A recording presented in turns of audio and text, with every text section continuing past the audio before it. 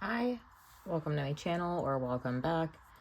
I am buying as many of the TABI CARTA 2026 nominated decks as possible.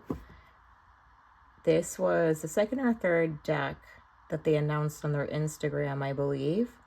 Soul Reflections Tarot. I actually have a deck by this creator.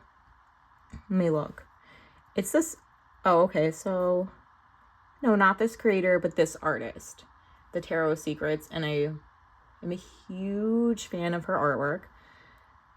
And you're probably thinking, what the heck are the TABI CARTA Awards? That is fair. Not anybody I know knows what it is, but I do. I stumbled across the 2025 TABI CARTA Awards last year, too late. And I am repeating a lot of what I said in my last video, so bear with me.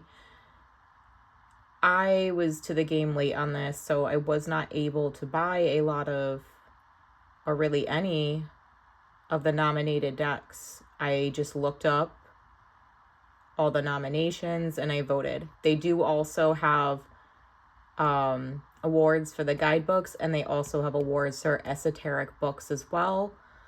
I'm not going to be buying all the books. I'll buy a couple. I did buy one, and I really should have thought it through. It was about advanced psychic techniques, and I'm intuitive, so it's not really a book meant for me, but the person writes lovely, and they're very easy to follow, so I wish them the best. I already reviewed the Badly Tarot, so now I'm doing Soul Reflections Tarot here. By the way, I looked it up. People, if you are a deck creator, you can still enter your work to be considered for a nomination. I forget when it ends, but I just looked really quick. I wanted to look up what TABI stood for again, because I think I fumbled it a bit in my last video. It's the Tarot Association for British and International Enthusiasts, I believe. A couple times I've looked it up, and what comes after international varied, but I believe that's what it is. So I wanted to take a look at this guy. So out of the first few, because I did just place an order for a couple more, the one I have not grabbed yet was, I think it's called Your First Tarot. I'm not sure if I'm going to get that one. It depends on, I have to look up the cards and other reviews, but if it's pretty much the same thing as Rider-Waite-Smith, you know, I have that deck already. So, oh, and any decks I do not end up keeping, I will be doing a giveaway for on my Facebook page, Tarot, Art, and Spellcraft. It's a new group, but we're doing pretty well for a new group. Anyhow, this is a 2-piece box, very bulky. I want to say so it's Blue Angel is the publisher, but US Games does sell some of Blue Angel's publications.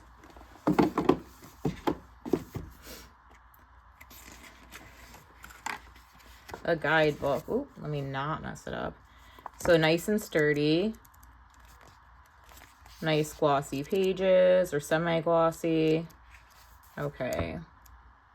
Let's see if we can get a little bit of a... Here we go. Let's see what inspired this. Welcome to Soul Reflections Tarot Deck, your companion on a transformative path of healing, empowerment, and divine self-reflection. Anchored in the practice of soul mirroring, this deck opens a gateway for you to discover the profound truths within, through the world around us. Soul mirroring accelerates personal growth by revealing how each encounter, be it with a person, situation, or fleeting thought, mirrors aspects of ourselves that can call for attention, healing, or celebration.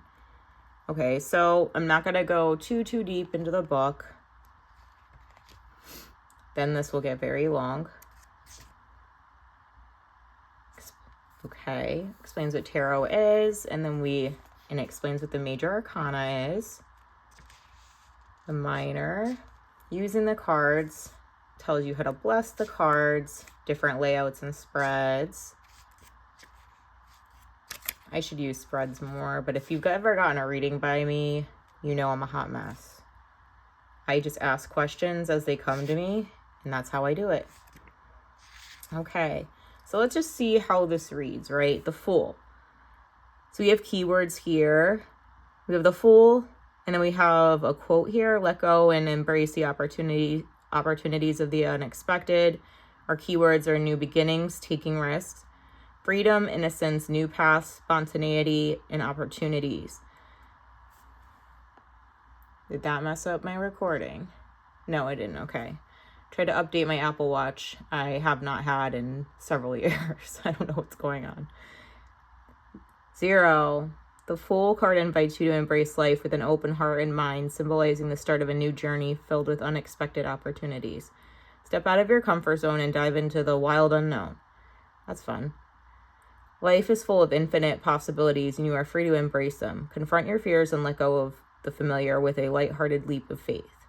You are embarking on a new journey full of self-discovery, growth, and evolution, and by embracing change, you will truly realize your full potential through opportunities of the unexpected. Welcome to the unknown with excitement, enjoy, and know the universe is guiding you towards your greatest potential.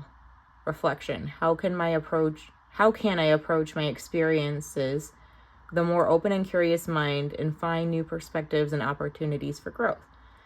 Can I approach my life with a sense of playfulness and joy and cultivate a childlike sense of wonder and curiosity about the world around me? So, then it gives you the reverse meaning as well.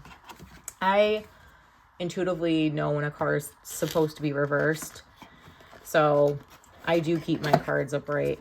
That wasn't really information you needed. My apologies. Oh, this is pretty cool. You are the seer and the seen. Cool, cool, cool.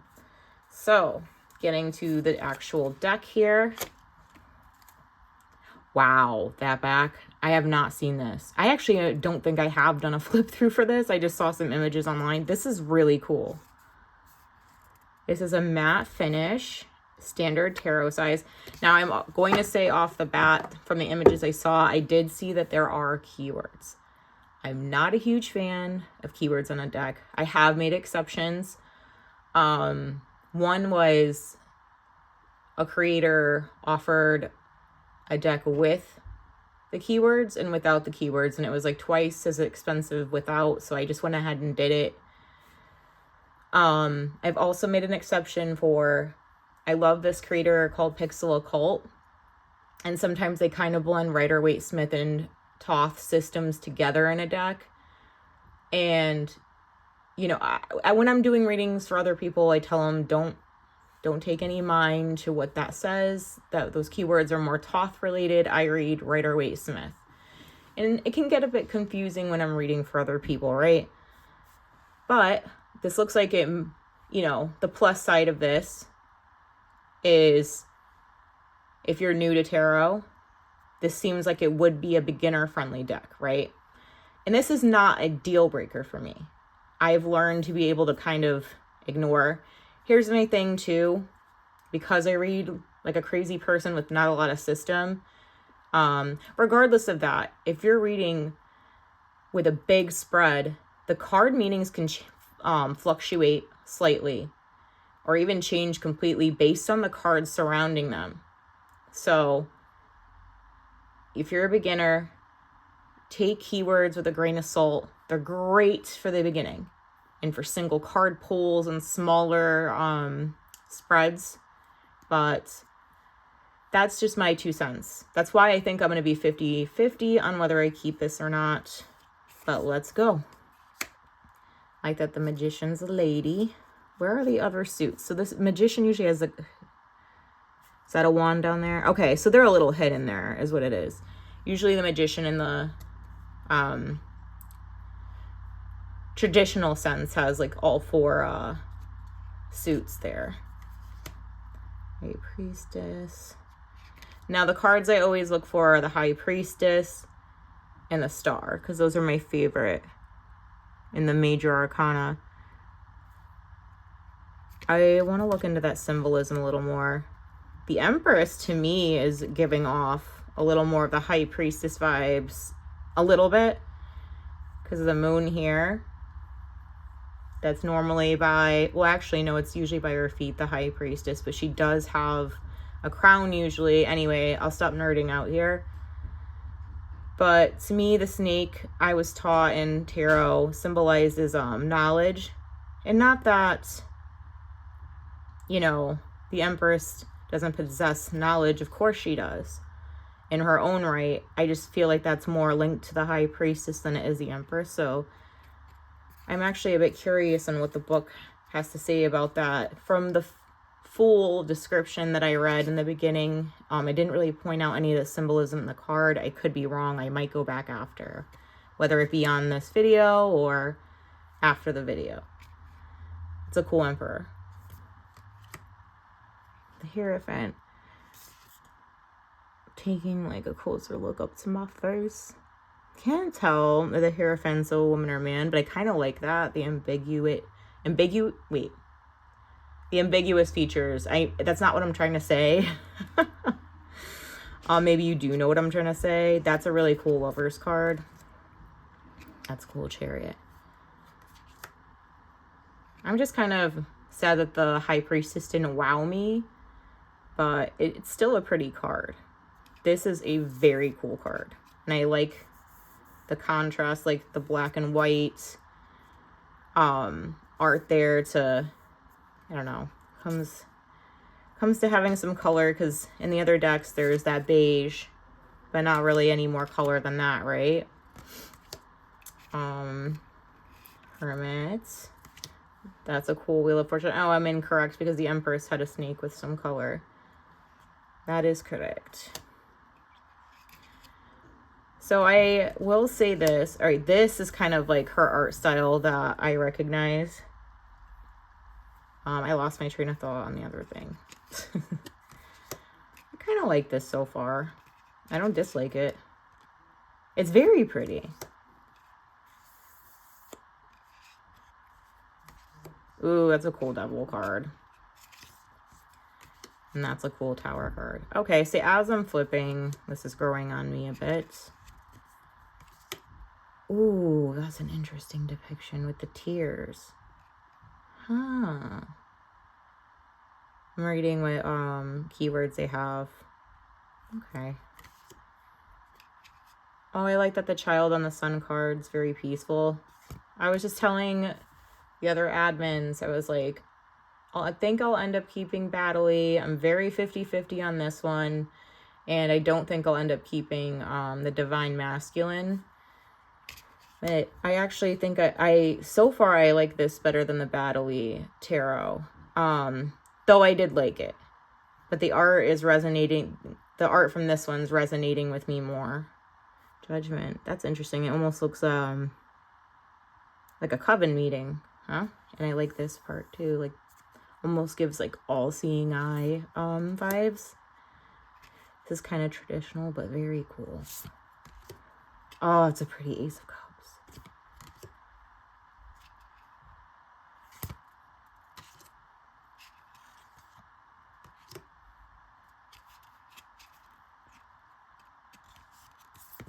I am more likely to keep this one than I am the Battley Tarot so far. But I'm still a little on the fence. Like I said, I am getting better at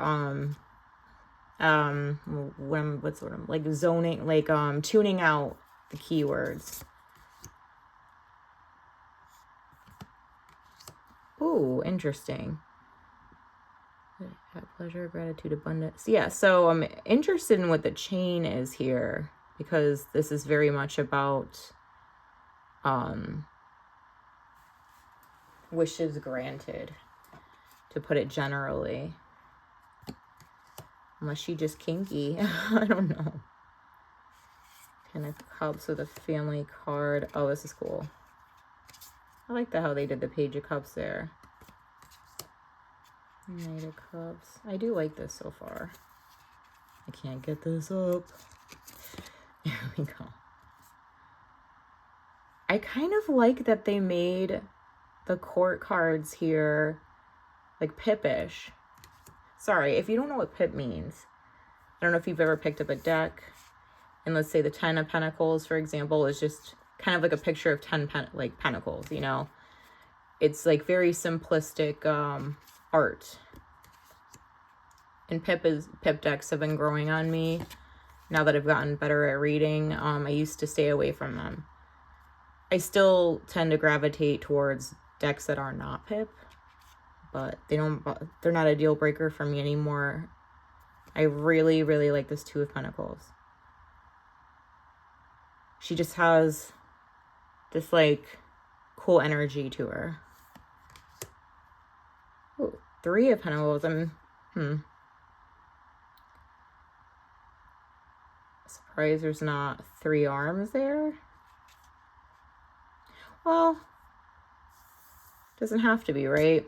It's about teamwork. That could involve 2 people. This arm is so angry. Like, it almost looks like, I don't know. I don't know what it is, to be honest. You know, this card is about possessiveness, security, control, investment, oh my God, I can't talk. Like, being conservative with your money. Wonder why such a relaxed pose, you know?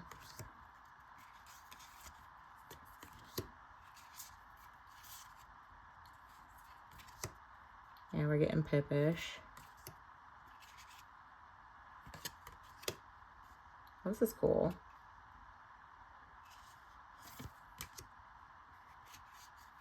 I don't know. Some of these cards I find to be very beautiful.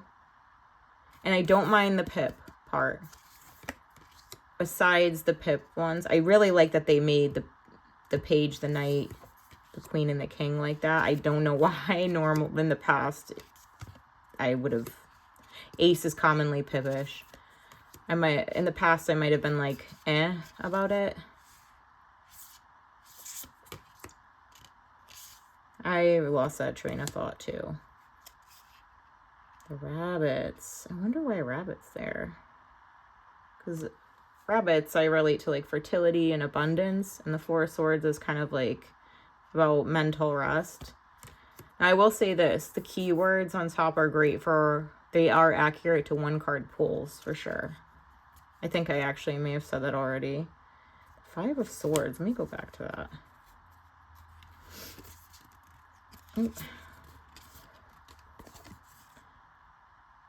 That's an interesting one. This is a very beautiful one. So this is another instance of, I don't know. You know, I'm going to hold that thought for now.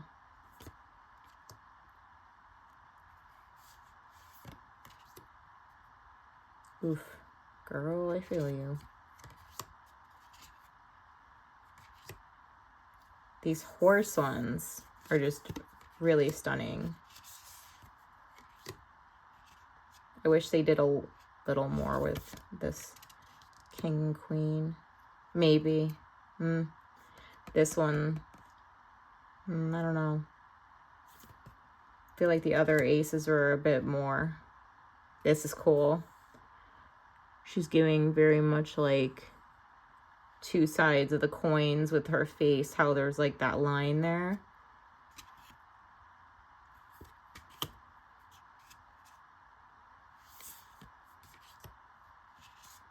So this deck does have more simplicity to the art, for a lack of a better way to put it. I don't know if I'm going to keep this or not. I have a feeling it's going to end up in the giveaway. This one's like notoriously a pip card. It just is so much in so many decks. I wish they went a little less pip. Just a hair. I like it for some of the cards, so that's a cool page. Been loving the knights.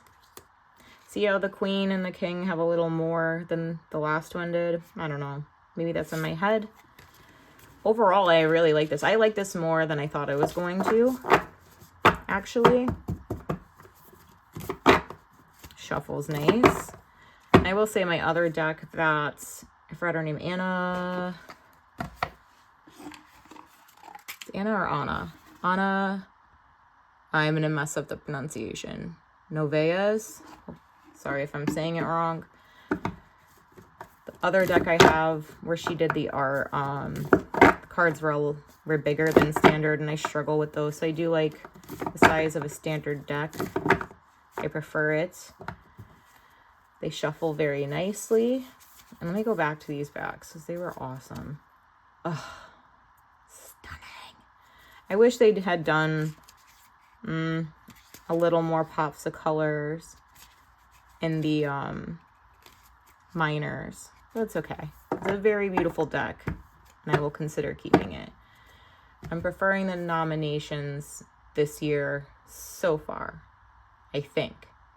Maybe. All right, I'll see you in the next one.